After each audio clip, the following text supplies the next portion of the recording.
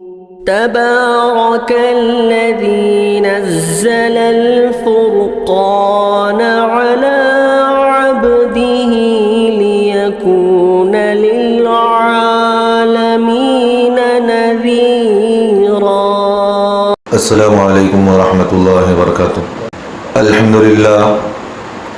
الحمد للہ نحمده ونستعینه ونستغفره ونؤمن به ونتوکل علیہ ونعوذ باللہ من شرور انفسنا ومن سیئات اعمالنا من يهده الله فلا مضل له ومن يضلل فلا هادي له ونشهد أن لا إله إلا الله وحده لا شريك له ونشهد أن سيدنا ونبينا وحبيبنا ومولانا محمدا عبده ورسوله. أما بعد فأعوذ بالله من الشيطان الرجيم. بسم الله الرحمن الرحيم. إن عدة الشهور عند الله 12 شهرا في كتاب الله يوم خلق السماوات والأرض منها 4 حرم ذلك الدين القيم فلا تظلموا فيهن أنفسكم. وقال النبي صلى الله عليه وسلم أفضل الصيام بعد رمضان شهر الله المحرم وأفضل الصلاة بعد الفريضة صلاة الليل أو كما قال عليه الصلاة والسلام. اللهم صل على محمد وعلى آل محمد وبارك وسلم. عزیز ساتھیو، جیسا کہ آپ حضرات کو اس بات کا علم ہے، اب جو ہے محرم الحرام کا مہینہ شروع ہو چکا ہے اور اسلامی سال کا پہلا مہینہ شروع ہو گیا ہے. گزشتہ جو سال تھا وہ 1440 تھا. اب جو ہے 1440 عربی سال کا مہینہ شروع ہو چکا ہے.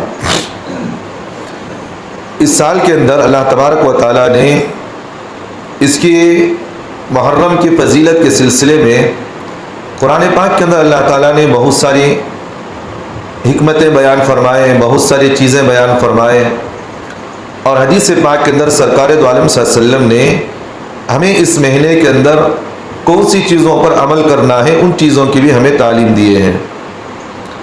اور شریعت مطہرہ ہمیں کہیں بھی کسی بھی چیز میں بھی کم و بیشی نہیں رکھا ہے. اور اللہ تبارک و تعالیٰ نے ہمیں اس بات کی بھی تعلیم دیے ہیں کہ شریعت کے اندر کسی بھی چیز میں کم و بیشی کرنے کی اجازت کسی بھی انسان کو بھی نہیں ہے. اگر کوئی کم و بیشی کرتا ہے کسی بھی چیز کے اندر، اپنی خواہشات اور نفسیات اور اپنی منمانی چیزوں کو داخل کرتا ہے، تو شریعت اس انسان کو یہی کہتی ہے کہ وہ عمل اس کا یہ چیزیں ایک منافقانہ طور پر کیا جا رہا ہو. تو اس لیے اللہ تبارک و تعالیٰ نے اس مہینے کی فضیلتیں بہت بیان فرمائے، اور حدیث پاک کے اندر سرکار دو عالم صلی اللہ علیہ وسلم نے اس مہینے کو فرمایا کہ شہر اللہ، یہ اللہ کا مہینہ ہے. محرم الحرام کو فرمایا کہ شہر اللہ، یہ اللہ کا مہینہ ہے. تو لہٰذا اس مہینے کے سلسلے میں اللہ تعالیٰ قرآن مجید میں فرماتے ہیں ان عدۃ الشہور عند اللہ 12 شہرا فی کتاب اللہ یوم خلق السماوات والارض منها 4 حرم. اور اللہ تبارک و تعالیٰ فرماتے ہیں یقیناً مہینوں کی گنتی اللہ کے نزدیک کتاب اللہ میں 12 بتائی گئی ہے. تو یہ 12 مہینے اس کے سلسلے میں اللہ تبارک و تعالیٰ نے رسول اکرم صلی اللہ علیہ وسلم کو نبوت ملنے کے بعد وحی کے ذریعے سے بتا دیا کہ اللہ کے نزدیک سال کے 12 مہینے ہیں، اور اس مہینے کو اس میں کوئی بھی کم و پیشی نہیں ہو سکتی. اور جو دنیا کا نظام ہے، دنیا کی تبدیلی کی ساری چیزیں ہیں، اللہ تبارک و تعالیٰ نے ہر چیز کو ہمیں وضاحت کے ساتھ بتایا کہ مہینے کتنے دن کا ہوگا، اور پھر جو ہے اس مہینے میں کتنی تاریخ ہوگی. اور اسی طرح یہ بھی اللہ کے رسول صلی اللہ علیہ وسلم نے ہمیں بتایا کہ سال کے کتنے مہینے ہوں گے. اور اللہ کے رسول صلی اللہ علیہ وسلم نے ہمیں یہ بھی فرمایا کہ ہفتے میں کتنے دن ہوں گے اور کون سا وقت ہوگا. اللہ کے رسول نے ساری چیزوں کا ہمیں علم بتا کر گئے ہیں. تو اللہ تبارک و تعالیٰ فرماتے ہیں ان عدۃ الشہور عند اللہ 12 شہرا فی کتاب اللہ. اللہ تبارک و تعالیٰ فرماتے ہیں کہ مہینوں کی گنتی اللہ کے نزدیک کتاب اللہ میں 12 ہے، اسی دن سے جب سے اس نے آسمان و زمین کو پیدا کیا. جب سے اللہ نے زمین و آسمان کو پیدا کیا اس وقت سے لے کر آج تک بھی اور قیامت تک بھی سال کے 12 ہی مہینے ہوں گے، اس میں کوئی کم و بیشی نہیں ہو سکتی۔ انسان اگر بدلانا چاہے اپنے نظام سے کر سکتا ہے، لیکن شریعت مطہرہ کے اندر اللہ نے بتا دیا کہ اسلام کے 12 ہی مہینے ہوں گے۔ اس لیے انسان رمضان کو بھی انہی مہینوں کے اندر تلاش کرتا ہے، شعبان کو بھی اسی مہینے میں تلاش کرتا ہے، حج کرنا ہو تو پھر انہی مہینوں میں تلاش کرتا ہے، اور قربانی کرنا ہو تو انہی مہینوں کے اندر تلاش کرتا ہے۔ اگر اسی طرح دنیاوی چیزوں میں دیکھیں، نظام کو دیکھیں آپ، شادی بیاہ کرنا ہو، کوئی بھی چیز کرنا ہو تو تاریخوں کو طے کیا جاتا ہے۔ تو یہ نظام اللہ نے پہلے ہی بتا دیا۔ اور اسی طرح اللہ تبارک و تعالیٰ اس آیت کے اندر آگے فرماتے ہیں کہ اربعۃ حرم، کہ فرمایا کہ اللہ فرماتے ہیں کہ اللہ کے نزدیک اور ان مہینوں کے اندر 4 مہینے وہ ہیں جو اشہر حرم کہا جاتا ہے، جس میں اللہ نے اس کی حرمت کو، اس کی عظمت کو بیان فرمایا کہ یہ 12 مہینوں کے اندر 4 مہینے وہ ہیں جس کی حرمت ہے، جس کے اندر انسان کو یہ بتایا گیا کہ اس کے اندر عمل کرو تو بڑھا دیا جائے گا، بڑھا دیا جائے گا، اس میں نیکیوں کے ثواب کو بڑھا دیا جائے گا، ہر چیز اللہ تعالیٰ نے بیان فرمایا۔ اور فرمایا کہ اس میں فرمایا کہ منہا اربعۃ حرم، کہ اس کے اندر کتنے مہینے؟ 4 مہینے حرمت والے ہیں۔ اور اللہ آگے فرماتے ہیں ذالک الدین القیم، اللہ آگے فرماتے ہیں کہ 4 مہینے حرمت والے ہیں، یہی سیدھا دین ہے۔ کوئی دنیا کے اندر کوئی اصل دین نہیں ہے، یہ سب عارضی دین جو لوگ بنائے ہوئے ہیں، مذہب بنائے ہوئے ہیں، یہ عارضی مذہب ختم ہو جائے گا، لیکن اصل جو مذہب ہوگا ذالک الدین القیم، یہ دین جو ہے اصل ہے، اسی دین کے اندر اللہ نے کامیابی رکھی۔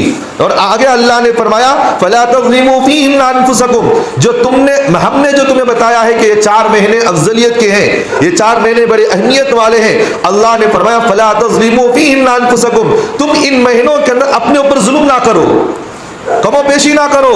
اس مہینے کے اندر، ان مہینوں کے اندر ایسی چیزیں بدعتیں شروع نہ کرو کہ اپنی جان پر ظلم کرنا نہیں کرنا تمہیں، کہ جس عمل کے ذریعے سے تمہیں جہنم چلے جاؤ، جس عمل کے ذریعے سے تم اللہ اس کے رسول کو ناراض کر رہے ہو۔ کب اللہ نے فرمایا؟ کب فرمایا؟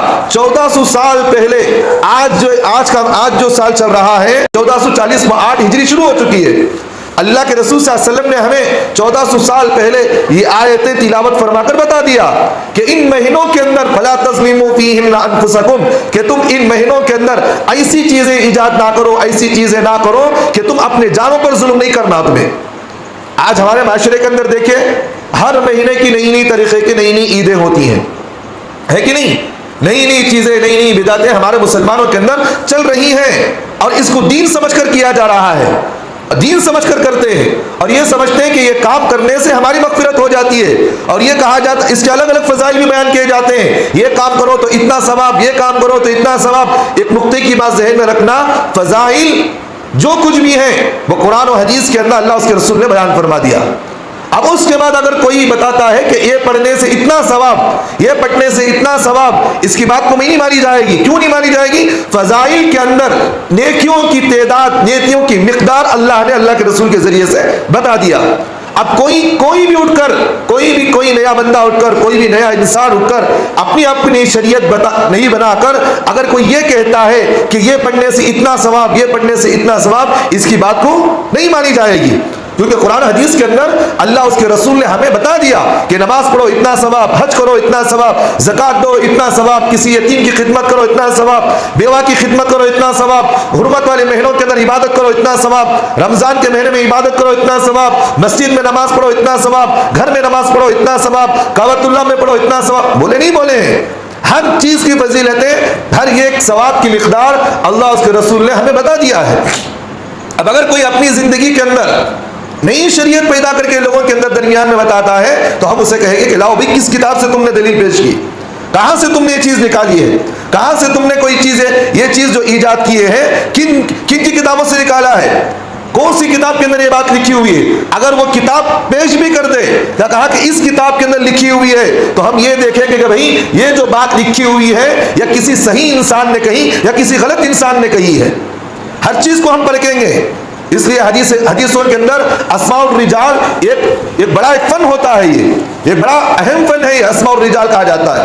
اسماء الرجال کا مطلب یہ ہوتا ہے اللہ کے رسول صلی اللہ علیہ وسلم سے اگر کسی نے کوئی بات سنی ہو، وہ سنتے تسلسل کے ساتھ ہمارے پاس اگر پہنچی ہے تو وہ لوگ جو پہنچانے والے ہیں ان کو کہتے ہیں اسماء الرجال۔ یہ وہ لوگ ہیں جنہوں نے اللہ کے رسول صلی اللہ علیہ وسلم کی حدیث کو سنتے ہوئے اس کے ذریعے سے ہمارے تک آئے ہیں. اگر اس کے درمیان اللہ کے رسول صلی اللہ علیہ وسلم سے اور ہمارے تک پہنچنے کے درمیان جو حدیث ہے، یہ حدیث کے اندر اگر کوئی جھوٹا بھی ہو تو اس حدیث کو صحیح نہیں مانی جائے گی. اس حدیث کے اندر اگر کوئی کذاب ہو تو ہم کہیں گے اس حدیث کو صحیح نہیں کہا جائے گا. اب اس کے اصول و ضوابط ہوتے ہیں. اب دیکھیں مثال کے طور پر مولائی فرقوں والوں کے اندر ایک چیز بتائی جاتی ہے. یہ کہا جاتا ہے کہ اللہ کے رسول صلی اللہ علیہ وسلم نے حضرت امیر معاویہ رضی اللہ عنہ کو ممبر رسول پر اللہ کے رسول نے لعنت کی ہے. قسم خدا کی میں کہتا ہوں اس ممبر رسول پر، جس ممبر رسول کی حفاظت اللہ کے رسول مدینہ منورہ کے اندر کیا کرتے تھے، قسم خدا کی میں کہہ رہا ہوں، کوئی صحیح حدیث کے اندر اللہ کے رسول نے کبھی حضرت معاویہ کو گالیاں نہیں دی، اور حضرت امیر معاویہ نے کبھی بھی حضرت صحابہ کو گالی نہیں دلوائے، اور حضرت حسن کو گالی نہیں دلوائے، اور حضرت حسن نے کبھی حضرت امیر معاویہ رضی اللہ عنہ کے بارے میں کبھی برا بھلا نہیں کہا. یہ آپس میں صحابہ ایک ہیں، محبت کرنے والے ہیں. لیکن ان جھوٹوں نے، کذاب نے، ان فرقہ پرستوں نے حضرات صحابہ پر انگلیاں اٹھانے میں کبھی دیر نہیں لگایا. کوئی نہ کوئی بہانہ بنا کر، کوئی نہ کوئی چیز بنا کر لوگوں کے درمیان انتشار پیدا کرنے کی کوئی نہ کوئی بہانہ تلاش کرتے رہتے ہیں. ایک بات میں مثال میں آپ کے سامنے سمجھاتا ہوں. احادیث کی حفاظت اور حدیثوں کے اندر رد و بدل کرنے کے سلسلے میں ہمارے اکابرین نے کس طرح اس کے فن کو حاصل کیا. مسلم شریف کی روایت ہے، علماء نے لکھا ہے مدینہ منورہ کے اندر اللہ کے رسول صلی اللہ علیہ وسلم کی دنیا سے پردہ فرمانے کے بعد اور حضرات صحابہ کے دنیا سے پردہ فرمانے کے بعد کچھ لوگ وہ جو اسلامی لباس پہن کر، شریعت کا لباس پہن کر اور شریعت کا حلیہ اوڑھ کر اللہ کے رسول کی سنت کو اختیار کرتے ہوئے لوگوں کے درمیان غلط باتوں کو پھیلایا کرتے تھے. اللہ تبارک و تعالیٰ نے سرکار دو عالم صلی اللہ علیہ وسلم کے ان چیزوں کی حفاظت کے لیے، اللہ کے رسول کی عزت و آبرو کی حفاظت کے لیے اللہ نے ایسے لوگوں کو کھڑا کیا جنہوں نے احادیث کے اندر دودھ کا دودھ، پانی کا پانی کر کے امت کے سامنے پیش کر دیا تاکہ بھئی یہ حدیثیں صحیح ہیں، یہ حدیثیں غلط ہیں، پورا کھول کر امت کے سامنے بیان فرمایا. تو بہرحال میں بتانا یہ چاہ رہا ہوں کہ اس قرآن و حدیث کے اندر رد و بدل اگر کیا جا رہا ہو تو اس چیز کو برداشت نہیں کیا جائے گا. تو اللہ تبارک و تعالیٰ کہتے ہیں فَلَا تَظْلِمُوا فِيهِنَّ أَنفُسَكُمْ کہ تم ان مہینوں کے اندر، ان دنوں کے اندر اور ان تاریخوں کے اندر اللہ کہتے ہیں کہ اپنے جانوں پر ظلم نہ کرو. اور آگے اللہ تبارک و تعالیٰ ہمیں اس بات کی تعلیم دیتے ہیں کہ وہ 4 مہینے کون سے ہیں؟ ذی القعدہ، ذی الحجہ، محرم. یہ 4 مہینے تین ایک ساتھ آتے ہیں، ذی القعدہ، ذی الحجہ، محرم، اور ایک مہینہ رجب کا مہینہ ہے. یہ 4 مہینے حرمت والے مہینے ہیں. اس میں اللہ تعالیٰ عبادت کو بڑھا دیتے ہیں، ثواب کو بڑھا دیتے ہیں، جس کی فضیلت کو اللہ کے رسول صلی اللہ علیہ وسلم نے قرآن حدیث میں بیان فرمایا. اور یہ جو مہینہ ہے محرم کا مہینہ، شہر اللہ کے رسول نے کہا یہ اللہ کا مہینہ ہے. جیسے مثال کے طور پر جب کسی چیز کی اہمیت کو بیان کیا جاتا ہے تو اگر اس کام کو اللہ کی طرف نسبت کر دیا جائے اس کام کی، اس جگہ کی اہمیت بڑھ جاتی ہے. جیسا کہ مثال کے طور پر دنیا کے اندر بہت سارے گھر ہیں لیکن سب سے اہم چیز لوگ اگر بیان کرتے ہیں تو بیت اللہ کہتے ہیں. کیا کہتے ہیں؟ بیت اللہ. اس کا مطلب کیا؟ یہ اللہ کا گھر ہے. انسان کے گھر ہوتے ہیں، آپ کا بھی گھر ہے، ہمارا بھی گھر ہے، سب کے گھر ہیں زمین پر، لیکن ایک گھر جس کی عظمت اللہ نے کہا بیت اللہ، یہ اللہ کا گھر ہے، جس کی عظمت اور بڑھ گئی اللہ کی طرف نسبت کرتے ہوئے. اسی طرح حضرت صالح علیہ السلام کے زمانے میں حضرت صالح علیہ السلام سے کہا گیا کہ ہم تمہاری دین کی دعوت کو قبول کریں گے، ہم تمہاری بات کو مانیں گے، لیکن شرط یہ ہے کہ جو سامنے ہمیں نظر آ رہا ہے، ایک پہاڑ نظر آ رہا ہے، اس پہاڑ کے اندر سے آپ کو اونٹنی نکالنا چاہیے. اونٹنی نکالے، ہم اس کے بعد اس اونٹنی کو دیکھیں گے، ہمیں یقین ہو جائے گا کہ واقعتاً تم اللہ کے رسول ہو، ہم اس کے بعد تمہاری بات ماننے کے لیے تیار ہیں. حضرت صالح علیہ السلام اللہ سے دعا کیے تو اللہ تبارک و تعالیٰ نے ان کی دعا کی طفیل پہاڑ کو پھاڑا، اس میں سے اللہ نے اونٹنی کو باہر نکالا. تو دنیا کے اندر بہت سارے اونٹنیاں، لاکھوں کروڑوں اونٹنیاں ہیں، لیکن ان تمام اونٹنیوں کو اونٹنی کہا جاتا ہے، اونٹ کہا جاتا ہے. لیکن اس اونٹ کو یہ کہا جاتا ہے، اس اونٹنی کو ناقۃ اللہ، یہ اللہ کی اونٹنی ہے کہ نہیں؟ جس چیز کی عظمت کو بیان کرنے کے لیے اللہ کے رسول نے بتا دیا یہ چیز اللہ کی ہے تو اس کی عظمت بڑھ جائے گی. شہر رمضان الذی انزل فیہ القرآن، بھئی کہا جاتا ہے کہ اللہ نے قرآن میں بتایا شہر رمضان الذی انزل فیہ القرآن، یہ وہ مہینہ ہے جس مہینے میں اللہ نے قرآن مجید کو نازل کیا. عظمت بڑھ گئی اس کی. کیوں؟ اس لیے کہ اس مہینے کے اندر اللہ نے اپنے کلام کو نازل کیا ہے.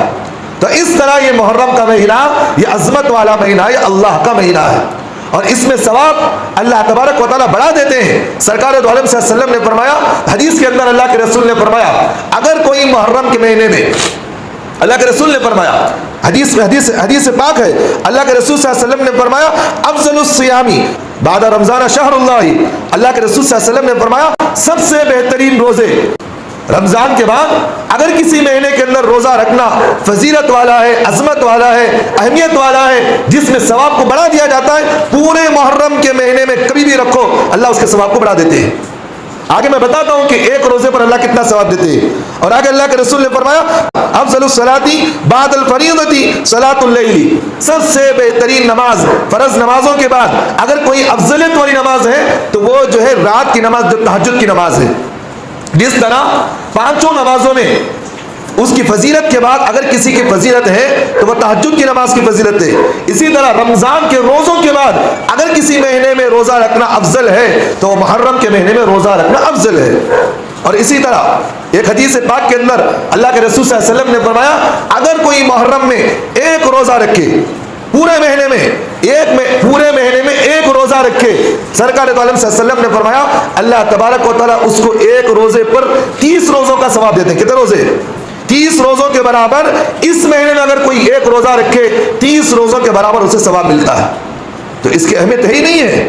کتنی بڑی اہمیت ہے اس مہینے کی، کتنی بڑی فضیلت ہے. لہٰذا اس مہینے کو ہم جو ہے بڑی اہمیت سے دیکھیں اور اس مہینے میں ہم کیا کریں، خوب عبادتیں کریں. اور دوسری اہم بات یہ ہے کہ اللہ تبارک و تعالیٰ نے اس مہینے کے اندر بہت سارے تاریخی واقعات کو اللہ نے کیا ہے، کروائے ہیں. جیسا کہ مثال کے طور پر اسی مہینے کے اندر حضرت نوح علیہ السلام کی کشتی جو ہے جوتی پہاڑ پر کھڑی ہوئی، حدیث سے ثابت ہے یہ چیزیں. اور اسی طرح اللہ تبارک و تعالیٰ محرم کے مہینے میں 10ویں تاریخ کو اللہ تبارک و تعالیٰ نے حضرت موسیٰ علیہ السلام کی قوم جو فرعون کے ساتھ اس کی جنگ چل رہی تھی، اللہ نے 10ویں تاریخ کو فرعون کے عذاب سے، اس کے ظلم و ستم سے اللہ نے بنی اسرائیل کو 10 محرم کے تاریخ میں اللہ نے ان کو نجات دلایا. اور اسی طرح اس محرم کے اسی مہینے کے اندر محرم کے اندر اللہ کے رسول صلی اللہ علیہ وسلم نے ہمیں روزہ رکھنے کی بھی تلقین فرمایا.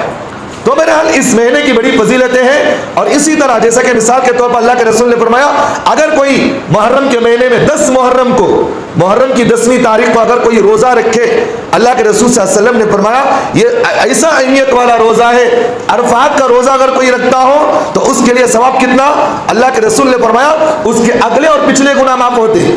1 سال پیچھے اور 1 سال آگے عرفات کا روزہ رکھنے سے 1 سال پیچھے کے گناہ اور 1 سال آگے کے گناہ معاف ہوتے ہیں. لیکن محرم کا مہینے کا 10 محرم میں اگر کوئی ایک روزہ رکھے، سرکار دو عالم صلی اللہ علیہ وسلم نے فرمایا اس نے پچھلے سال جو صغیرہ گناہ اس سے ہوئے ہیں اللہ اس روزے کی برکت سے اس کو گناہ معاف کر دیتے ہیں.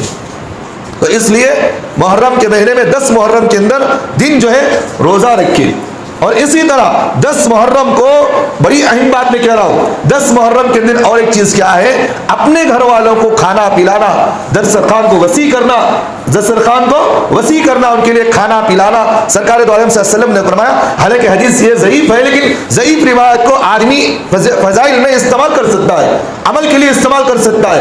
اللہ کے رسول صلی اللہ علیہ وسلم نے فرمایا جو آدمی محرم کی 10 تاریخ کو اپنے گھر والوں کے لیے دسترخوان کو وسیع کرے، وسیع کا مطلب بھائی روزانہ دال چاول کھاتا تھا اس دن گوشت پکا لیا کرو، اس دن کوئی نہ کوئی اچھی چیز بنا لیا کرو. سرکار دو عالم صلی اللہ علیہ وسلم نے فرمایا اللہ اس کی برکت سے پورے سال اس کے گھر میں روزی کی برکتیں کھول دیتے ہیں. تو کتنی باتیں معلوم ہوئی محرم کے مہینے کی فضیلت اور محرم کے اندر کرنے کے کام. اور اسی طرح 10 محرم کو جو کام کرنا ہے حدیث پاک کے اندر 3 چیزوں کی تعلیم دی. کتنی چیزوں کی؟ 3 چیزوں کی. سرکار دو عالم صلی اللہ علیہ وسلم نے فرمایا 10 محرم میں 3 کام کرو، 3 کام کرو. ایک چیز بنی اسرائیل کی توبہ اللہ تبارک و تعالیٰ نے محرم کی 10ویں تاریخ کو اللہ نے قبول فرمایا اور فرعون سے اللہ نے بنی اسرائیل کے لوگوں کو نجات دلوائی. اس کی شکر میں وہ کیا کرتے تھے، اللہ کے سامنے روزہ رکھے، توبہ استغفار کی. ایک چیز محرم کی 10ویں تاریخ کو کیا کرنا ہے، اللہ کے سامنے توبہ استغفار کرے، اپنے گناہوں سے اللہ سے معافی مانگے. ایک بات. دوسری بات کیا کرے؟ محرم کی 10ویں تاریخ کو روزہ رکھے. سرکار دو عالم صلی اللہ علیہ وسلم نے فرمایا محرم کے 10ویں تاریخ کے روزے کے سلسلے میں فرمایا کہ محرم کے 10 تاریخ کو روزہ ایک رکھو, اس سے پہلے اور اس کے بعد ایک روزہ رکھ لیا کرو. 9 تاریخ کو روزہ رکھو, اس لیے کہ یہودی آج بھی بہت سارے یہودی وہ ہیں جو اپنی شریعت کو مانتے ہیں, وہ آج بھی یہودی محرم کی 10 تاریخ کا روزہ رکھتے ہیں پابندی سے. ہو اس لیے حضرت عمر فاروق رضی اللہ عنہ نے فرمایا, سرکار دو عالم صلی اللہ علیہ وسلم نے ہمیں اس بات کی تعلیم دی ہے کہ اللہ کے رسول نے فرمایا اگر میں آئندہ سال زندہ رہا محرم سے ایک روزے کو میں بڑھا لوں گا, محرم کی 10 تاریخ سے ایک دن پہلے روزے کو بڑھا لوں گا. اس لیے علماء نے لکھا ہے کہ اگر محرم کے صرف ایک روزہ رکھا جائے تو اس طرح ایک روزہ رکھنا مکروہ تنزیہی ہے, کراہت ہے, اس طرح نہیں رکھنا چاہیے. لیکن اگر رکھ لیا تو کوئی بات نہیں, لیکن رکھنا ہے تو اس کے لیے ایک چیز یہ بھی ہے, ایک کے بجائے 2 رکھ لیا کرے. ایک روزہ 9 کو رکھے نہیں تو 10 کو رکھ لیا کرے, لیکن 10ویں روزے کے ساتھ آگے پیچھے کوئی نہ کوئی ایک روزہ بڑھا لینا چاہیے تاکہ یہودیوں کی مخالفت ہو جائے. سرکار دو عالم صلی اللہ علیہ وسلم نے فرمایا خالف الیہود والنصارى, یہود و نصارہ کی مخالفت کرو. یہاں تک کہ سرکار دو عالم صلی اللہ علیہ وسلم نے ہمیں مردے کے دفن ہونے پر, مردہ جب دفن ہوتا ہے, مردے کو جب دفن کیا جاتا ہے قبر کے اندر, اللہ کے رسول صلی اللہ علیہ وسلم نے ہمیں وہاں بھی یہودیوں کی مخالفت کا حکم دیا ہے, وہاں بھی حکم دیا. انسان کو ہر زندگی میں, انسان کی زندگی میں ہر چیز کو اللہ کے رسول صلی اللہ علیہ وسلم نے بتایا کہ کسی قوم کی کسی قوم کی اتباع نہ کرو, کسی کی بھی قوم کی جو ہے شعبہ اختیار نہ کرو. من تشبہ بقوم فہو منہ, اللہ کے رسول نے فرمایا جو انسان کسی قوم کا شعبہ اختیار کرے, اس کی چیزوں کو اپنی زندگی میں لائے, اللہ کے رسول نے فرمایا وہ انسان اسی قوم کے اندر شامل کیا جائے گا. حضرت تھانوی علیہ الرحمٰن نے اس جگہ فرمایا کہ اگر کوئی انسان کسی قوم کی اتباع کرتا ہے, غلط باتوں کو, غلط چیزوں کو اختیار کرتا ہے, قیامت میں اللہ اس قوم کے ساتھ ہی اسے اٹھائیں گے, اسی قوم کے ساتھ اٹھائیں گے. تو بہرحال محرم کے اندر کیا کرنا, روزہ رکھنا ہے, ایک روزہ پیچھے رکھو, ایک روزہ آگے رکھ لیا کرو. اگر آپ کو 9 اور 11 کا روزہ رکھنے میں تکلیف ہے تو کم از کم 10 محرم کا ایک روزہ تو کم از کم رکھ لیا کرو. 2 باتیں معلوم ہو گئی. تیسری بات, محرم کے مہینے کی 10ویں تاریخ کو تیسری کام کیا ہے, اپنے گھر والوں کو کیا کرنا, دسترخوان وسیع کرنا ہے, کھلانے پلانے میں تھوڑی وسعت رکھو. یہ 3 کام کرنا ہے محرم کی 10ویں تاریخ کو. ایک ہے توبہ استغفار کرو, اور دوسری چیز کیا کرنا, روزہ رکھنا ہے. تیسری چیز کیا کرنا ہے, اپنے گھر والوں کو دسترخوان وسیع کرنا. اتنی سی بات ہمیں سمجھ میں آ گئی. اور بہت اہم بات میں کہہ رہا ہوں, ابھی آگے بہت اہم بات میں کہہ رہا ہوں. اللہ کے رسول صلی اللہ علیہ وسلم نے ہمیں جو شریعت دیے ہیں یہ کامل, مکمل اور پوری مکمل شریعت اللہ کے رسول نے ہمیں سکھا کر گئے. اب اس شریعت کے اندر کوئی بھی نئی چیزوں کو داخل کرنا, وہ گویا کہ یہ سمجھ رہا ہے کہ اللہ اس کے رسول نے جو ہمیں شریعت سمجھائے ہیں الیاذ باللہ ثم اعوذ باللہ, وہ شریعت مکمل نہیں. میری بات سمجھ میں نہیں آ رہی آپ حضرات کو؟ میری طرف دیکھیں آپ, میں کیا کہنا چاہ رہا ہوں کہ اگر کوئی انسان شریعت کے اندر نئی چیزوں کو داخل کرے تو اس کا مطلب کیا ہے, اللہ اس کے رسول نے جو شریعت ہمیں سمجھا کر گئے وہ شریعت مکمل نہیں, بلکہ یہ چیزیں اس میں چھوٹ گئی تھی, یہ چیزیں داخل کرنا چاہیے تھا, لیکن اللہ کے رسول نہیں بتا کر گئے ہمیں. ایسا ہو سکا کبھی ہوا کبھی اس طرح؟ اللہ کے رسول صلی اللہ علیہ وسلم جب حجۃ الوداع کے موقع پر خطبہ دے رہے تھے, حضرات صحابہ کو اللہ کے رسول, جس کی تعداد تاریخ کی کتابوں کے اندر لکھا ہے 1,24,000 صحابہ وہاں موجود تھے. کتنے لاکھ؟ 1,24,000 صحابہ وہاں پورے موجود تھے. اللہ کے رسول نے سب سے پوچھا کیا میں تمہارے پاس دین کو پہنچایا نہیں پہنچایا؟ تو حضرات صحابہ کہنے لگے نبی جی آپ نے پہنچایا نہیں بلکہ عمل کر کے بھی ہمیں دکھایا ہے, عمل کر کے بھی دکھایا. تو اللہ تبارک و تعالیٰ نے اس وقت آیت نازل فرمایا الیوم اکملت لکم دینکم واتممت علیکم نعمتی ورضیت لکم الاسلام دینا. اللہ نے کہا دین مکمل ہو گیا, شریعت مکمل ہو گئی, اور اس شریعت پر جو عمل کرے گا اللہ اس سے راضی ہوں گے. اس کے علاوہ کسی شریعت پر عمل کرنے پر اللہ راضی نہیں ہوتے. اب 1400 سال پہلے اللہ کے رسول نے شریعت مکمل کر کے ہمیں بتا دیا, اور یہاں تک کہ اللہ کے رسول نے فرمایا کہ میرے بعد میرے صحابہ میری اتباع کرتے ہوئے تمہیں بتائیں گے کہ کیا کیا چیزیں اس میں کموں پہ, کیا کیا چیزیں میرے صحابہ نے میری زندگی میں دیکھیں, ان سنتوں کو بھی تمہیں بتائیں گے. احکامات اللہ نے قرآن میں بتا دیا, سنت حضرات صحابہ نے ہمیں بتا دیے, اور کیا ہونا ہم نہ بتاؤ. لیکن آج ہمارے مسلمانوں کی حالت دیکھیں, 1400 سال پہلے سرکار دو عالم صلی اللہ علیہ وسلم نے ہمیں دین سکھا کر گئے، لیکن آج ہمارے مسلمانوں کے اندر محرم جیسا مقدس مہینہ، محرم جیسا پاک مہینے کے اندر حضرت حسین کا نام لے کر آج کیا کیا چیزیں نہیں کر رہے؟ بتاؤ، ہو رہا نہیں ہو رہا ہمارے مسلمانوں کے اندر؟ اب ایک سوال یہ اٹھتا ہے، محرم کا مہینہ منحوس مہینہ سمجھا جاتا ہے، کیا سمجھا جاتا؟ یہ منحوس مہینہ ہے کیونکہ اس مہینے کے اندر حضرت حسین کو شہید کیا گیا۔ میں آپ سے ایک بات پوچھنا چاہتا ہوں، ٹھنڈے دل پر ہاتھ رکھ کر بتاؤ، شہادت کی موت یہ بڑی افضلیت والی ہے یا شہادت کی موت گھٹیا ہے؟ مجھے بتاؤ، میرا سوال سمجھ میں آ رہا؟ شہادت کی موت اللہ کسی انسان کو دے دے، اس سے بڑا مرتبہ اسے کیا ہونا؟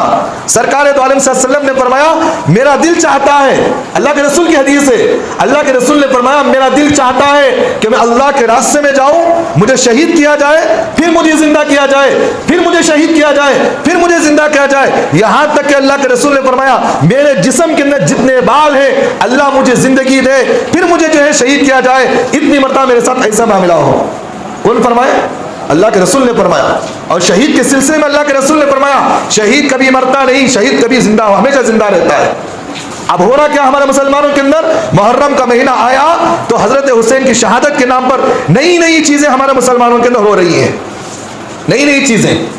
اصل مقصد تو یہ ہے، اگر شہادت کے نام پر ماتم کرنا تھا، میرا سوال آپ سے یہ ہے، اگر محرم کے میں حسین کے نام پر یا شہادت کے نام پر اگر ماتم کرنا، سوگ منانا، چیخیں مارنا اگر حق تھا تو حضرت عمر رضی اللہ عنہ کی شہادت پر کرنا چاہیے تھا۔ کیوں؟ حضرت عمر فاروق رضی اللہ عنہ کی شہادت محرم کی 1 تاریخ کو ہوئی ہے۔ کتنے تاریخ کو؟ حضرت عمر کی جو شہادت ہوئی ہے، ان کا انتقال جو ہوا ہے، محرم کی 1 تاریخ کو حضرت عمر کی شہادت ہے۔ ذی الحجہ، حضرت عمر کو جو ہے نا محرم کے مہینے سے 3 دن پہلے، یعنی کہ 20/6 تاریخ ذی الحجہ کی 20/6 تاریخ کو حضرت عمر فاروق رضی اللہ عنہ کو ابو لولو فیروز نے فجر کی نماز میں برچا لا کر حضرت عمر کے پیٹھ پر مارا تھا، پیٹھ پر مارا۔ اب حضرت عمر کا جو اس نے پیٹھ پر خنجر مارا، تو حضرت عمر کا جو پیٹھ پر جو خنجر اس نے گھسایا ہے، پیٹھ سے گھستے ہوئے سامنے پیٹ کے اندر آ گیا، باہر آ گیا وہ۔ حضرت صحابہ فرماتے ہیں کہ حضرت عمر کو اگر پانی بھی پینے کے لیے منہ میں ڈالا جاتا تو وہ سینے سے باہر نکل جاتا، کیوں؟ چھید پڑا ہوا ہے وہاں۔ حضرت عمر رضی اللہ عنہ 3 دن اس تکلیف کو برداشت کیے، محرم کی 1 تاریخ کو حضرت عمر کا شہادت ہو گئی۔ اب میں آپ سے ایک بات پوچھنا چاہتا ہوں، مرتبے کے لحاظ سے، مقام کے لحاظ سے حضرت حسین کا مرتبہ باقیتاً تو ہے ہی، یہ اہل بیت میں سے ہیں، اللہ کے رسول کے نواسے ہیں، یہاں تک کہ اللہ کے رسول نے فرمایا میں حسین سے محبت کرتا ہوں، یہاں تک اللہ کے رسول نے حضرت حسین کو اپنے ہونٹ لگا کر محبت کیے، ہم مانتے ہیں، لیکن فضیلت کے اعتبار سے حضرت عمر کا جو مقام ہے یہ مرتبہ آیا حضرت حسین سے ہے۔ حضرت عمر رضی اللہ عنہ کا مقام و مرتبہ حضرت حسین سے مقام و مرتبہ ہے۔ اگر شہید پر غم کرنا تھا تو کس کے مقام پر ہونا تھا؟ حضرت عمر کی شہادت پر تو کرنا چاہیے تھا۔ لیکن یہاں میں آپ کو ایک نقطے کی بات کہنا چاہتا ہوں، یہ اصل حضرت حسین کے نام پر ماتم جو کیا جاتا نا، یہ کس وجہ سے کیا جاتا؟ میں بہت اہم بات میں آپ کے سامنے کہہ رہا ہوں، آپ میری بات کو یقین کرتے ہوئے سننا۔ یہ جو چیز ہے، حضرت حسین کو جو مارے تھے کربلا کے میدان میں، ان منافقوں نے حضرت حسین کی محبت کے اظہار کے لیے کربلا کے میدان میں لوگوں کے سامنے روتے ہوئے چلاتے ہوئے ماتم کیے تھے۔ آج وہ چیز دیکھتے دیکھتے دیکھتے دیکھتے شیعہ شروع کیے، شیعہ کا جو ہے دیکھا دیکھی آج ہمارے مسلمان اہل سنت والجماعت کے اندر بھی کیا جا رہا ہے۔ کیا نہیں جا رہا؟ معلوم ہوئی تاریخ آپ کو، اگر حسین کے نام پر ماتم کرنا جائز ہوتا تو حضرت حسین کی اولاد تھی نہیں تھی زندہ، کربلا کے میدان میں سب کو شہید کیا گیا۔ حضرت زین العابدین رحمت اللہ علیہ جو حضرت حسین کے خاندان کے ہیں، ان کو چھوڑ کر سب کو شہید کر دیا گیا تھا، وہ زندہ تو تھے، کیا ان کو معلوم نہیں تھا کہ حضرت حسین کی شہادت پر ماتم کیا جائے، حضرت حسین کے نام پر رویا جائے، حضرت حسین کے نام پر جو ہے پیٹ پیٹا جائے؟ ان کو معلوم نہیں تھا۔ لیکن آج ہمارا مسلمان یہ چیزوں کو لے کر، ہمارا مسلمان یہ سمجھتا ہے یہ شریعت ہے، دین ہے۔ خدا کی قسم اس منبر اور رسول پر میں بیٹھ کر کہہ رہا ہوں، قسم خدا کی میں اپنی ایمان کی کہہ رہا ہوں، یہ دین نہیں بلکہ منافقیت ہے۔ یہ کیا ہے؟ یہ منافقیت ہے، یہ دین نہیں ہے، یہ شریعت نہیں ہو سکتی۔ اگر اس کو شریعت کہا جا رہا ہو، قرآن و حدیث کے پیش کرو ہمارے سامنے، بھائی شریعت نہ میرے گھر کی جاگیر ہے نہ آپ کے گھر کی جاگیر ہے، نہ شریعت تمہاری ہے نہ شریعت میری ہے، شریعت کس کی ہے؟ اللہ اس کے رسول کی ہے۔ اللہ اس کے رسول نے ہمیں کبھی تعلیم دی اس بات کی؟ کیا اللہ کے رسول کے بعد حضرات صحابہ نے ہمیں تعلیم دی ہے کبھی اس بات کی؟ مجھے ایک حدیث بتاؤ کہیں۔ بھئی میں سب سے پہلی چیز اہم بات میں کہہ رہا ہوں، جس کو یہ لوگ پنجے بٹھانے والے شیخ عبد القادر جیلانی رحمۃ اللہ علیہ کا نام بہت لیتے ہیں، لیتے نہیں لیتے ہیں؟ شیخ عبد القادر جیلانی رحمۃ اللہ علیہ زندگی میں کبھی ایک مرتبہ کبھی حضرت شیخ عبد القادر جیلانی رحمۃ اللہ علیہ نے محرم منایا ہو؟ خدا کی قسم بتاؤ، میں اس کے گھر کا غلام ہونے کے لیے تیار ہوں۔ بتاؤ مجھے، دیکھے کوئی، کئی حدیث سے ثابت نہیں ہے چیزیں، بات جب کہہ رہے ہیں ثبوت بھی ہمارے پاس موجود ہے۔ اگر کوئی انسان کسی کو چور کہے، میں کسی پر چوری کا الزام لگاؤں تو میرے پاس ثبوت ہونا ضروری ہے نہیں ہے؟ اگر میں بغیر ثبوت کے کسی پر چوری کا الزام لگاؤں تو مجھے کیا کہا جائے گا؟ میں نے کسی کو تہمت لگائی ہے۔ شریعت کے اندر کیا ہے؟ اگر کسی پر جھوٹی تہمت لگانا ایسا ہے، اللہ کے رسول نے فرمایا کہ اس پر کوڑے برسائے جائے۔ کون سے کوڑے برسانے جائے کا حکم ہے اسے؟ اگر اس طرح کی بات ہے تو بتاؤ بھائی، یہ دین کا حصہ ہے تو بڑے شوق کے ساتھ، بڑی عظمت کے ساتھ، بڑی اہمیت کے ساتھ، بڑی محبتوں کے ساتھ اہل بیت کی محبت پر ہم بھی منانے کے لیے تیار ہیں۔ کیوں نہیں بتاتے ہمیں؟ شریعت نہ تمہاری ہے نہ شریعت میری ہے، شریعت وہ اللہ کی ہے، اللہ اس کے رسول نے ہمیں منع کر دیا، کبھی ہمیں منانے کی اجازت نہیں۔ تو بہرحال محرم کا مہینہ یہ عظمت والا، اہمیت والا مہینہ ہے، یہ ماتم کرنے کا مہینہ نہیں ہے۔ میں ایک حدیث آپ کو سناتا ہوں، ذہن میں رکھو۔ حدیث یہ ہے نسائی شریف کی حدیث ہے۔ کون سی؟ نسائی شریف ایک حدیث کی کتاب ہے۔ سرکار دو عالم صلی اللہ علیہ وسلم نے فرمایا، جس کے راوی حضرت ابو سعید خدری رضی اللہ عنہ، میں حدیث سنا رہا ہوں آپ کے سامنے، میں کوئی جو ہے کہانیاں نہیں سنا رہا ہوں آپ کو۔ میں دیکھو ایک بات ذہن میں رکھو، مجھے آپ حضرات کو اس لیے بتانا ضروری سمجھ رہا ہوں، میں اور آپ مسلمان بھائی ہیں، اور میں نہیں چاہتا کہ اللہ کے رسول نے ہمیں تعلیم دیے ہیں کہ مسلمان وہ ہوتا ہے جو اپنے لیے پسند کرے اچھی چیز پسند کرے لیکن اپنے بھائی کے لیے گھٹیا چیز پسند کرے۔ مسلمان تو وہ ہے، میں بھی جنت میں جاؤں، آپ کو بھی جنت میں لے جانے کی میری ذمہ داری ہے۔ اس اعتبار سے اس ذمہ داری کے طور پر میں کہہ رہا ہوں، اللہ کے رسول نے فرمایا کلکم راعٍ وکلکم مسئول عن رعیتہ۔ اللہ کے رسول نے فرمایا ہر آدمی ایک دوسرے کا ذمہ دار ہے، مسلمان ایک دوسرے کا ذمہ دار ہے۔ اگر کوئی برائی دیکھو تو اللہ کے رسول نے فرمایا روکو اسے، کہو اس بات کو برا، غلطی ہے تو غلط کہنا، یہ قرآن کا حق ہے، یہ قرآن کا حکم ہے۔ سنو حدیث، نسائی شریف کی حدیث ہے، اللہ کے رسول صلی اللہ علیہ وسلم نے فرمایا نوحہ کرنے والی، نوحہ کسے کہتے ہیں؟ چھاتی پہ مارتی نہیں، چھاتی پہ مارتی نہ مار، کلے پر مارنا۔ اللہ کے رسول نے فرمایا نوحہ کرنے والی اور نوحہ سننے والی، نوحہ کرنے والے اور نوحہ کو سننے والے اور دیکھنے والے، اللہ کے رسول نے ان پر لعنت کیے ہیں۔ کیا کیے؟ لعنت کیے۔ لعنت کوئی ایسی چیز نہیں ہے جس کو یہ سمجھے کہ رحمت سمجھا جائے، اللہ کے رسول کی لعنت واقعتاً ضرور ہوتی ہے، اور اللہ کے رسول کی دعا کبھی رد ہوئی؟ بھئی میری بات سمجھ میں آ رہی ہے آپ حضرات کو؟ اللہ کے رسول اگر کوئی بات اپنی امت پر کہتے ہیں تو وہ بات عمل ضروری ہے۔ آپ سے میں ایک بات کہتا ہوں، اللہ کے رسول صلی اللہ علیہ وسلم اپنی امت کے لیے کتنا روئے؟ روئے نہیں روئے؟ راتوں کی نیندیں حرام ہو گئی اللہ کے رسول کی، اپنی امت کے لیے اللہ کے رسول نے ڈر ڈر کے ٹھوکریں کھائے۔ کیا اللہ کے رسول جس نے ایک ایک انسان کو مسلمان بنانے کے لیے، اسلام میں داخل کرنے کے لیے ڈر ڈر کے ٹھوکریں کھائے ہو، گالیاں سنی ہو، چپل کی مار کھائے ہو، چہرے پر تھوکا اللہ کے رسول پر برداشت کیے، لاتوں سے مارا گیا اللہ کے رسول برداشت کیے، کہ اللہ کے رسول اپنی امت کو کبھی بدوا کر سکتے ہیں؟ کبھی کر سکتے اللہ کے رسول؟ نہیں کر سکتے۔ لیکن اللہ کے رسول یہاں لعنت کر رہے ہیں، کن کے لیے لعنت کر رہے ہیں؟ جو نوحہ کرتی ہیں یا نوحہ کرتے ہو یا پیٹتے ہو یا ان کو دیکھنے کے لیے جاتے ہو یا سنتے ہو۔ اللہ کے رسول نے فرمایا لعن رسول اللہ صلی اللہ علیہ وسلم، اللہ کے رسول نے ان پر لعنت کی ہے، اور اللہ کے رسول کی لعنت دنیا میں بھی ہوتی ہے، آخرت میں بھی ہوتی ہے۔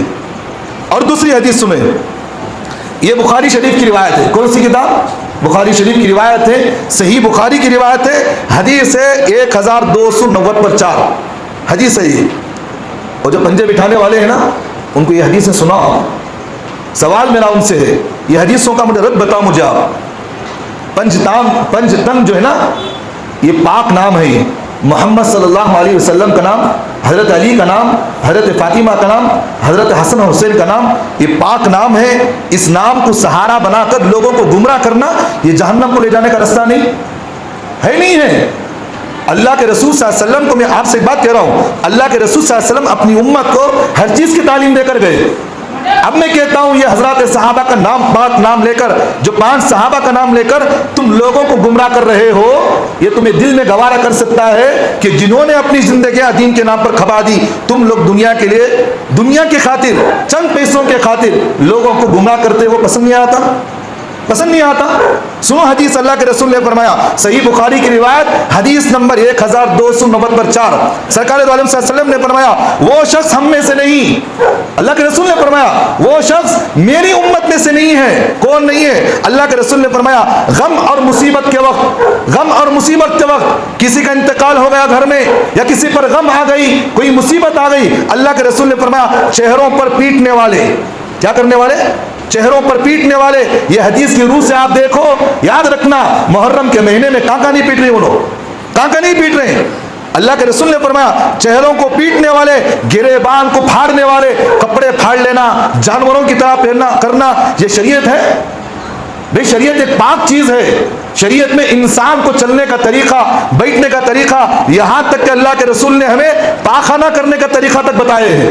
پیشاب پاخانہ کیسا کرنا، کسی کے ساتھ کیسا ملنا، ہر چیز اللہ کے رسول بتائے۔ اللہ کے رسول نے فرمایا مصیبت کے وقت چہرے پر پیٹنے والے، اور اللہ کے رسول نے آگے فرمایا گریبان کو پھاڑنے والے، کپڑوں کو پھاڑنے والے، جاہلیت جیسا واہ ویلا نوحہ کرنے والوں پر اللہ کے رسول نے فرمایا وہ ہم میں سے نہیں ہے۔ وہ کس میں سے نہیں؟ محرم کا مہینہ آیا تو کیا نہیں کر رہے ہیں؟ ہو رہا نہیں ہو رہا ہے؟ اس لیے ذہن میں رکھو اللہ کے رسول نے جو چیزوں کی تعلیم دی ہے ان چیزوں پر عمل کرے۔ یہ تعزیہ کرنا، یہ اٹھا لے کو ناچنا، ایک بات میں آپ سے کہتا ہوں، نہ چہرے پر داڑھی، نہ اللہ اس کے رسول کا نام زندگی میں لیا نہیں، پورا اٹھا لے کو ایسا ناشتہ دیکھنے والوں کو بھی شرم آتی ہے، ہمیں بھی شرم آتی ہے۔ بھئی ایک حکومت، موجودہ حکومت دین کو بدنام کرنے کی، دین کو کمزور کرنے کی کوششیں کر رہا ہے، ہم اسے دفع کرنے کی لگے ہوئے ہیں، لیکن ہماری شریعت میں ہمارا مسلمان جو کلمہ پڑھ رہا ہے وہ شریعت کو جو ہے خلاف کام کر رہا، شریعت کو ڈبانے کا کام کر رہا۔ اب ہم کیا افسوس نہیں کریں گے اس پر؟ اس کی مثال ایسی ہے، گھر میں کچرا رکھ لے کو، باہر جا کو پاک کر لے کو، بیٹیوں سمیں گھر میں کچرا رکھ لے کو، باہر والوں کو جا کر پاک کرنے کی کوشش کر رہے ہیں۔ گھر کا کچرا اتنا گندا ہے کہ نہیں ہے؟ اب راستوں میں جو ہے اس طرح کی حرکتیں کرنا، راستوں میں پنجے بٹھا کر لے کرنا، شریعت کا حکم کیا ہے بتاؤں میں آپ کو؟ عبادت ایک ایسی چیز ہے جس عبادت کو اللہ اس کے رسول نے ہر طریقہ ہمیں بتایا۔ نماز جیسی اہم عبادت اللہ کے رسول نے فرمایا جب مسجد میں نماز پڑھنا ہو جگہ ہے تو باہر پڑھنے کی اجازت نہیں، کیوں؟ اس لیے کہ جانے کا راستہ ہے وہ۔ اور اسی طرح میں ایک مثال دے رہا ہوں، اگر جنازہ کسی کا، کوئی آدمی انتقال ہو گیا، جنازہ آیا، مسجد میں جنازے کی نماز پڑھنا یہ مکروہ تحریمی ہے، جائز نہیں پڑھنا۔ میں مسئلہ سمجھا رہا ہوں آپ کو، میں مسجد میں جنازے کی نماز پڑھنا مکروہ تحریمی، جائز نہیں۔ اس لیے علماء نے کہا جنازے کی نماز مسجد سے باہر کہیں اور پڑھو۔ لیکن یہاں ایک نقطے کی بات یہ ہے، اگر راستے میں جنازے کی نماز پڑھنے سے آنے جانے والوں کو ایک سیکنڈ بھی اگر تکلیف ہوتی ہو تو شریعت کہتی ہے وہاں تمہیں پڑھنے کی اجازت نہیں، اب تمہیں مسجد میں رکھ کر پڑھنے کی اجازت ہے۔ نماز جیسی عبادت کو ایک سیکنڈ بھی وہاں رکنے کی اجازت نہیں۔ وارم ڈال لے کو، مہینے ڈال لے کو، گلیاں جو ہے بند کر لے کو رہے تو یہ شریعت اجازت دیتی ہے ہمیں اس بات کی۔ اب بتاؤ ثواب کماری گناہ کماری؟ بھئی بولو تو صحیح، زبان نہیں آپ حضرات میں، ثواب کمانے گناہ کما رہے ہیں؟ گناہی تو کما رہے ہیں۔ بہت اہم بات اور ایک چیز، اگر اسے ثواب سمجھتے ہیں تو ثبوت پیش کرو، ثبوت بھی نہیں ہے تو لہٰذا شریعت مطہرہ کے اندر اس طرح کی چیزیں نہیں۔ بہت اہم بات اور ایک چیز میں آخری بات آپ کے سامنے کہہ رہا ہوں، محرم کی 10 تاریخ کو دیکھو، انگارہ میں ناچ لے کو ہے نہیں، انگارہ میں ناچ لے کو، یہ کر لے کو، وہ کر لے کو، دل پر ہاتھ رکھ کر بولو اللہ کی قسم کھا کر کے ہو، اپنے ایمان کی قسم کھا کر کہو، کیا مسلمان کو آگ میں کودنے کی اجازت ہے؟ جس نبی نے ہمیں آگ سے بچانے کا حکم دیا ہے، آگ سے بچنے کا حکم دیا، یہ کہا کہ جہنم کی آگ سے پناہ مانگو، کون کہے؟ اللہ کے رسول نے ہمیں تعلیم دیے ہیں جہنم کی آگ سے اللہ سے پناہ مانگو۔ آج وہ امتی جہنم کی آگ میں کودنے کی کوشش کر رہا ہوں۔ اب اسے آپ ثواب سمجھتی ہیں عذاب سمجھتی ہیں؟ بتاؤ مجھے کیا سمجھتی ہیں؟ یہ عذاب ہے نہیں ہے؟ یہ جس نبی نے ہمیں اس بات کی تعلیم دی ہے، گرم پانی تک اللہ کے رسول نے کہا کہ اسے ٹھنڈا کر کر پیو، کھانا گرم نہ کھاؤ، پانی گرم نہ پیو، کوئی بھی چیز کیوں نہ کھاؤ، گرم نہ کھاؤ، گرم چیز پینے سے اللہ کے رسول نے ہمیں جو ہے منع کیے ہیں. انہیں جا کو آگ میں کود رہا، انہیں ثواب کمانا گناہ کما رہا، انہیں کیا کر رہا بھائی؟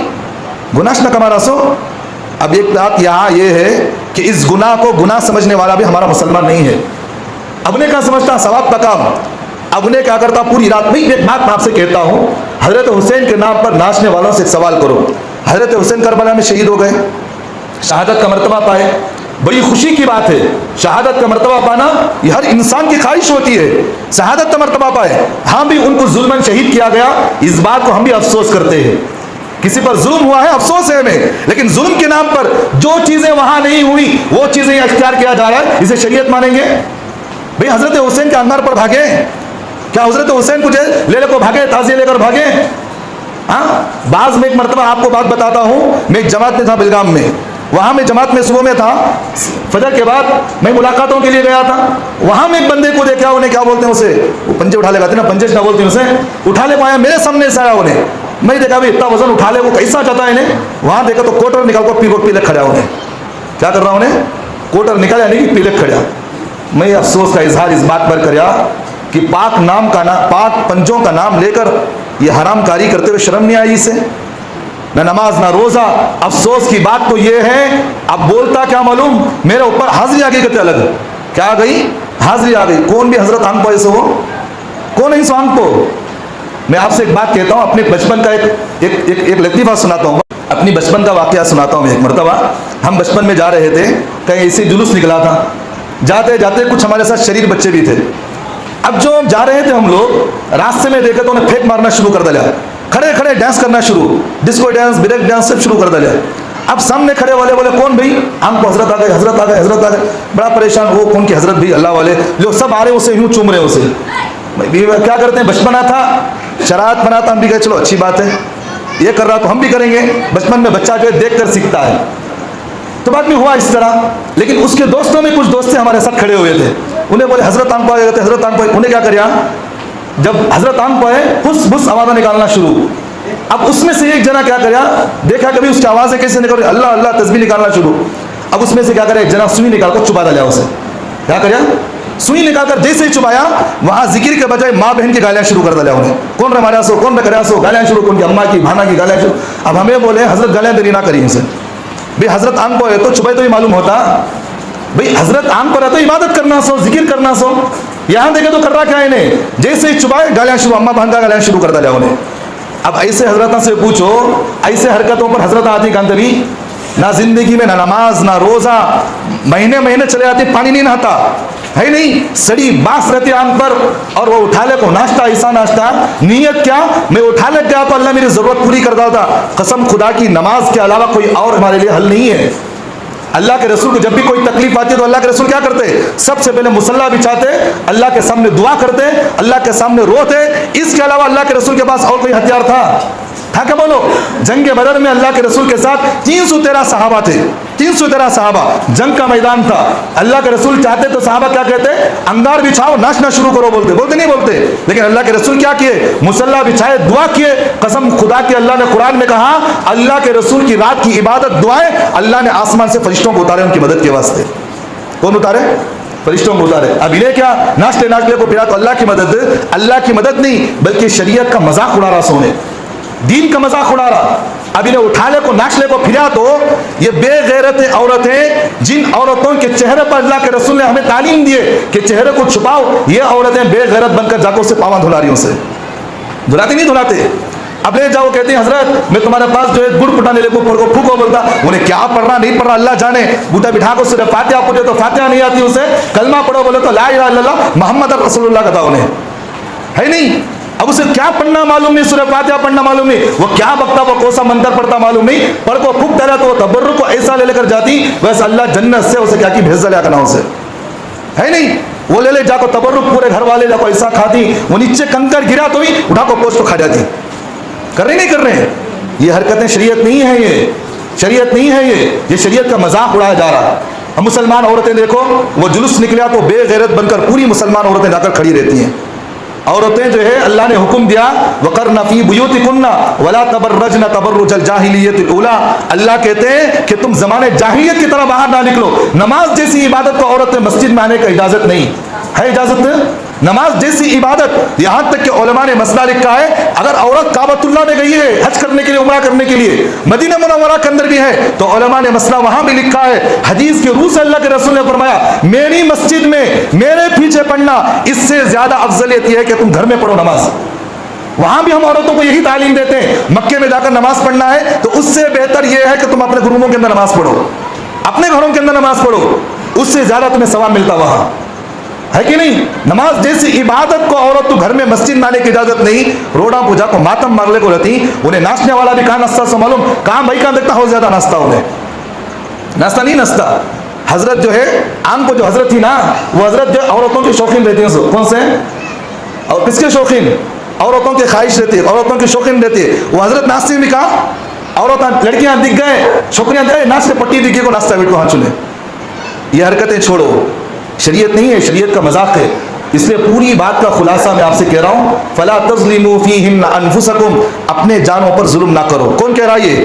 اللہ کہہ رہا ہے. اس مہینے کے اندر اللہ کرے 4 مہینوں کے اندر فلا تظلموا فیہن انفسکم. 1400 سال پہلے اللہ کو معلوم ہے کہ یہ سب حرکتیں مسلمان کریں گے، اس لیے اللہ نے 1400 سال پہلے اللہ کے رسول کے ذریعے سے یہ آیت نازل فرما کر کہا فلا تظلموا فیہن انفسکم، ان مہینوں کے اندر اپنے جانوں پر ظلم نہ کرو. ناچنا گیچنا کرنا. اور ایک بات میں کہہ رہا ہوں ماتم مارلے کو خون اڑالے کو پھرتی نا، خون اڑا لے کر پھرتی نا، اگر موت ہو گئی تو کتنی بڑی موت ہے یہ، ہے کہ نہیں. بھی جو رسول اپنی امت کو اپنے جسم پر مارنے کی اجازت نہیں دے رہے، محمد کے نام پر جو ہے اس طرح کی چیزیں، حسین کے نام پر اس طرح کی چیزیں کرنا، اگر مر گیا تو اسے سمجھتے ہیں شہید کا مرتبہ پا لیا. یہ شہید کا مرتبہ نہیں بلکہ جہنم کا راستہ اختیار کر رہا سو انہیں. کون سا راستہ؟ خودکشی. اللہ کہتے ہیں اللہ تعالیٰ قرآن میں فرماتے ہیں اپنے ہاتھوں سے اپنی جانوں پر ظلم نہ کرو اور اپنے ہاتھوں سے اپنی جانوں کو ہلاکت میں نہ ڈالو. کون کہہ رہی ہے؟